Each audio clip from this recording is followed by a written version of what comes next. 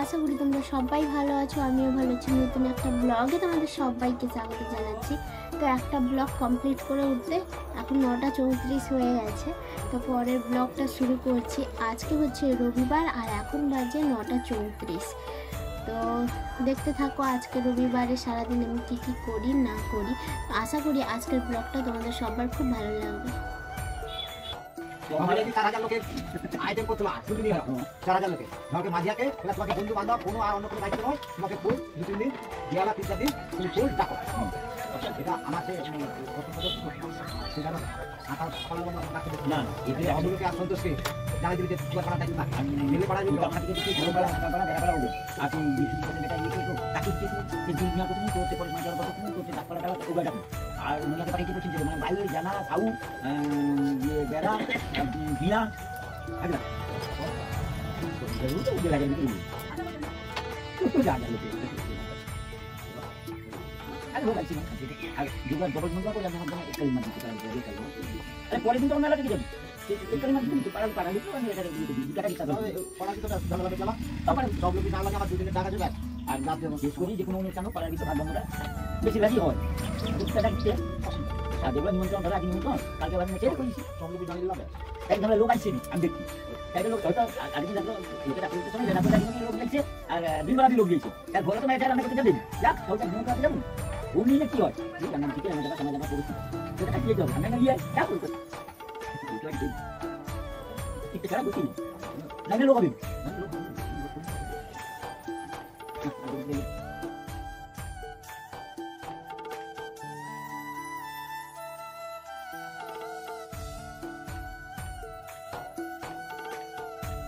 তো মেশিনে একটুখানি বসছিলাম, তারপর খাওয়া দাওয়া কমপ্লিট করে এখন এই যে বালতি নিয়ে গোবর আনতে যাচ্ছি। অ্যাকচুয়ালি মানে আজকে একটু নাতা দিব বাইরে, তারপর ঘরের ভেতরে তো নাতা দিব বলে গোবর আনতে যাচ্ছি। আর এ দেখো আমাদের খেলা হবে, মানে ক্রিকেট খেলা হবে। তো কবে জানি না, 9 তারিখ মনে হয় খেলা হবে বলছিল। তো ঠিক ডেটটা আমি জানি না। তো এইখানটায় খেলার জন্য এই যে নগা বসে এখন ওই মাঠটা ঠিক করছে।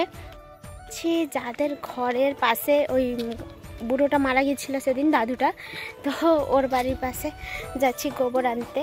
আর আমাদের তো গরু নেই, সেই জন্য এইখানটায় আসতে হয়। এর ঘর না হয় আরও সামনের দিকে আছে, ওদের ঘরে যেতে হয়। দেখি এখানটায় পাওয়া যায় কি না, না হলে সামনে একজন কাকুর ঘর আছে, ওই কাকুর ঘরে যাব। তো চলো, তো বাড়ি পৌঁছে গেছি এখন। আর এখন এই বাইকটা গোবর মাটি দিয়ে পুরোটা ভালোভাবে নাতা দিব। তো গিয়ে আমি কাকিমাকে বললাম, কাকিমা গোবর আছে? বললো নেই গো, যাদের ঘরে দাদুটা মারা গেছে ওদের ঘরে নিয়ে চলে গেছে। তো ওদের ঘরে এখন প্রত্যেক দিন নিয়ে যাচ্ছে, সেই জন্য কাকিমা বললো চলো যেখানটায় গরু বেঁধে রাখি মানে মাঠে, ওইখান থেকে তোমাকে গোবর তুলে দিচ্ছি। সত্যি সেখান থেকে গিয়ে গোবর তুলে নিয়ে এলো। তো নিয়ে এখন এই যে ভালোভাবে নাতা দিচ্ছি। আর আমার মা যেহেতু দেয় মানে প্রত্যেক বৃহস্পতিবার আর সপ্তাহে একটা দিন ঠিক করে দিয়ে দেয়, তাও আজকে আমি দিয়ে দিচ্ছি। কারণ মা ব্যস্ত সবসময়ই থাকে আর মানে কাজে তো থাকে, সেই জন্য ভাবলাম আজকে আমি একবার দিয়ে দিই। ঘরের ভেতর যে রুমগুলো আছে রুমগুলোতে মাঝে মধ্যে দিই, কিন্তু বাইরেটা দিতাম না। আর এই জায়গাটায় না আমাদের প্রত্যেক দিন 10-15 জনের আনাগোনা হয়, তার সঙ্গে কিছু বাচ্চা ছেলেও আসে মানে কাস্টমারগুলো। তো বাচ্চা ছেলেগুলো এই জায়গাটা পুরো তছনছ করে দেয়। আর রাস্তার মোরাম রাস্তার যে ধুলো সব সময় লাল হতেই থাকে আমাদের এই জায়গাটায়। তো যখন নাতা দিচ্ছিলাম একজন এসছিল ওই চন্নেশ্বর থেকে আসে, মঠ থেকে অনেকজন আসে। তো এসে মানে শ্রীকৃষ্ণের নাম কীর্তন করে, গান। তো মাকে প্রথমবার বললাম মা এসছে, তো মা প্রথম শুনতে পায়নি, তারপর আবার দ্বিতীয়বার গিয়ে বলে এলাম। তো এখন দুপুর 12টা খানিক বাজে, বলছিল যে তোমাদের ঘরে ভাত হবে? মা মানে বাবা বললো না আমাদের ঘরে এখন তো ভাত হয়নি, কারণ আমরা সবাই আজকে খেতে যাব। আর যা পান্তা ভাত ছিল সব খেয়ে নেওয়া হয়েছে। তো বললো যে মুড়ি খেয়ে যাও। বললো না, কোথায় খেতে যাবেন? না এই পাশে দিয়ে। বাবা ঠিকানাটা আবার বলে দিল যে কোথায় খেতে যাবে। তো বললো ঠিক আছে তাহলে খেতে চলে যাব, আমি তোমাদের ঘরে চালটা রেখে দিয়ে যাচ্ছি। হোক ঠিক আছে। তো চালটা আমাদের ঘরে এখন রাখবে, আর আমাকে বললো আসো একটু ধরে দাও তো চালটা রাখবো। সেই জন্য আমি একটু ওই বস্তাটা ধরে দিচ্ছিলাম, চালটা যাতে আমাদের ঘরে এখানটায় রেখে যায়, দিলে সে ওই দিকে মানে যেখানটায় খাওয়ার নেমন্তন্ন আছে ওই দিকে গেলে কিছু চাল ওই দিক থেকে আবার একটা ব্যাগে করে নিয়ে আসতে পারবে, খেতেও পারবে আর চালটাও নিয়ে আসতে পারবে। তো এখন এই যে মেশিনের পাশটাও একটু ভালোভাবে নাতা দিয়ে দিচ্ছি, আর রুমটা যে মেজদার রুমটা ওই রুমটা আমি দিব। তো নাতা দেওয়ার পর চান করে নিয়েছিলাম আর দেরি হয়ে গেছিলো, তখন বাজছে 1:30 খানিক। তো এইটুকু টাইমে মানে আমরা জানি যে খেতে যাই যার ঘরে খাওয়ার নেমন্তন্ন থাকে যাচ্ছি খেতে, পেছনে মা আছে। তো চলো খেতে যাচ্ছি। মহাদি ফোন করছিল, বলছে লোক নেই, মানে ওইখানটায় খাওয়া শেষ, হয়তো দেখা যাক কি হয়। সত্যি মহাজি যা বলছিল ঠিকই, আমরা শেষের ইয়েতে এসেছিলাম, তো এখন খাওয়া দাওয়াটাই কমপ্লিট হয়ে গেছে। আর খাবারটা তেমন একটা ভালো করেনি, আমার তো ভালো লাগেনি। তো তারপর সবাই খাচ্ছি এখানটায় বসে, আর দেখো কেউ নেই, মানে আমরা ছিলাম শেষে। তো এখন খাওয়া দাওয়া কমপ্লিট করে বাড়ি ফিরছি। আর সত্যি বলছিল যে মহাদি যে লাস্ট বসবো আমরা, তো সত্যি আমরাই লাস্ট বসছিলাম। তাড়াতাড়ি খাওয়া শেষ হয়ে গেছে, এখন 2:12 হয়েছে, এর মধ্যে খাওয়া শেষ হয়ে গেছে। তো চলো এখন যাই বাড়ি। আর মহাদি আগে চলে গেছে, এই যে রাস্তায় যে আছি হেঁটে হেঁটে এখন। আর এখানটায় এসে বলতে নেই মুখে, আমি যেটা জানি আমার মা বলে যে মুখে বলবি না কি চলছে। তো দেখো তারপরে এই চেয়ারটাকে দেখে আমার ভীষণ হাসি পাচ্ছিল, বুঝতে পারছো। তো এখন বাড়ি ফিরছি আর একটু রিলস বানাবো, মহাদিকে ডাকছিলাম যে আসো না একটু রিলস বানাই। আর আমার চুলের অবস্থা পুরো ব্যান্ড বেজে গেছে, দৌড়ে দৌড়ে গেছি বলে। তো এখন জল টল খেয়ে তারপর রিলস বানাবো 2-3টা, তারপর গিয়ে ঘুমোতে যাব। তো ঘুম থেকে যখন উঠে দেখি মানে সন্ধ্যার দিকে আমাদের ঘরে এত লোকজন বসছে, কাস্টমার হলে দাঁড়িয়ে থাকে বা ওই ব্রেঞ্চেই শুধু বসে, কিন্তু এইখানটায় দেখি এত লোকজন। তো মা মাদুর গুনতে বসছিলাম, মাকে বললাম মা তুমি কি দেখেছো আমাদের ঘরে কত জন এসছে? বলছে না তো, কই দেখি, মাও জানেন না। তো কাকিমারা সবাই বসছিল আর সেলফ হেল্প গ্রুপের মিটিং চলছিল আমাদের বাড়িতে, কিন্তু আমার মা যে গ্রুপে থাকে ওই গ্রুপে না, এটা হচ্ছে পার্লার বৌদি যে, তো ওদের গ্রুপ থেকে। আর এখন বিকালবেলা এই যে সোয়েটার টোয়েটার তুলে নিচ্ছি, এইগুলো হচ্ছে মা সব মানে ধুয়ে রেখেছিল, ওই রোদে দিয়ে দিয়েছিল। আমি যখন নাতা দিচ্ছিলাম তো মা বললো যে তুই নাতা দিচ্ছিস যখন, তোর জামা কাপড়গুলো আমি না হয় ধুয়ে রোদে দিয়ে দিই। তো এখন ওইগুলো আমি তুলে ঘরের মধ্যে নিয়ে যাব। আর আসতে এইখানটায় দেখো কুটুর সঙ্গে, মানে বিকালবেলা যখন চা আনতে যাই তখন কুটুর সঙ্গে দেখা হলো। তো ঘুম থেকে উঠেছে আর রোগা হয়ে গেছে, আমি ওকে শেখাচ্ছিলাম হাই বল হাই বল, তো ও তো মুখটা নাড়ছিল কিন্তু মুখ থেকে আওয়াজ বেরোচ্ছিল না। তো ও তো এখন অনেক ছোট, সেই জন্য ওর একটু টাইম লাগবে মনে হয়। আর রোগা হয়ে গেছে।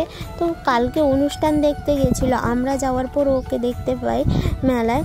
তো তার জন্য ঠান্ডা গরম মানে এইসব লেগে না জ্বর কাশি তারপর সর্দি সব একসঙ্গে লেগে গেছে। তো ওর সঙ্গে একটু কথা বলছিলাম আর ওকে এটা সেটা শোনাচ্ছিলাম। আর মশার উপদ্রবে তো কোথাও এক জায়গায় বসা যায় না, আর ওকে মশা কামড়ে ওর মুখের অবস্থা দেখো কি করে দিয়েছে, ফুলিয়ে দিয়েছে, গোটা মুখটা ফুলে গেছে তার, মশা এত ওকে কামড়ে দিয়েছে। তো এখনও নেবে বলছে ফোনটা, যে ফোনটা দাও। আর ও না কার্টুন দেখে, অনেক আগে মনে হয় একটা দিয়েছিলাম ভিডিওতে যে ও কার্টুন দেখতে বেশ ভালোবাসে। বল এবার, হ্যাঁ ফোন রেখে দিয়েছিলাম তখন দেখো টু টু টু টু টু টু।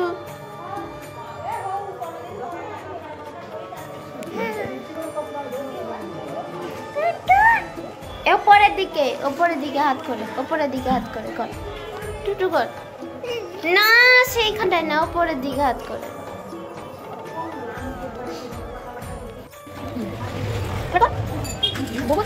দেখি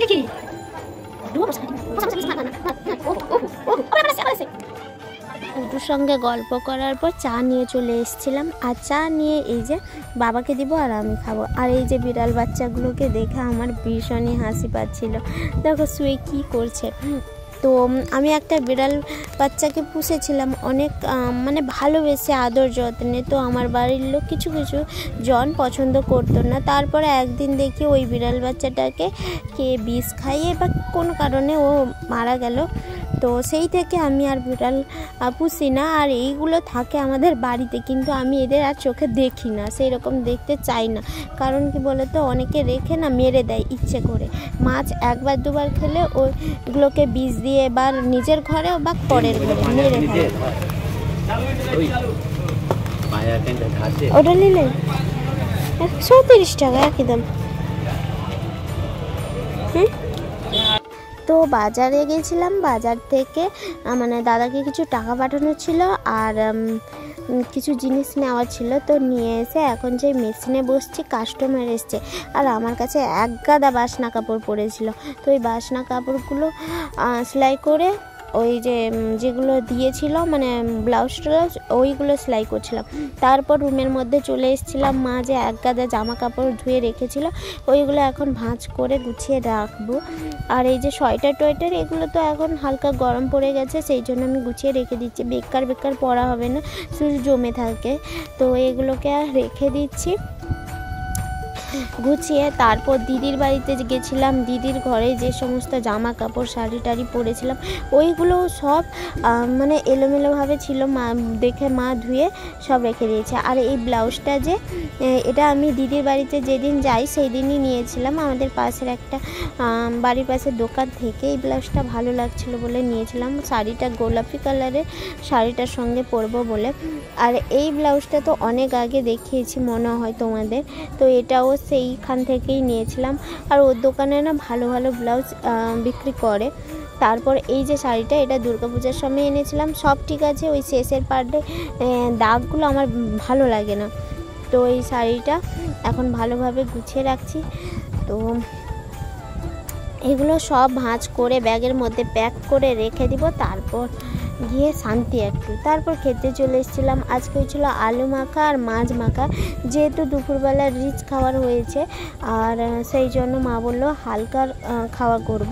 তো এখন খেতে বসছি। তার মাঝখানে কুটু ফোন করছিল, কুটু ওর সঙ্গে অনেকক্ষণ কথা বলছিলাম।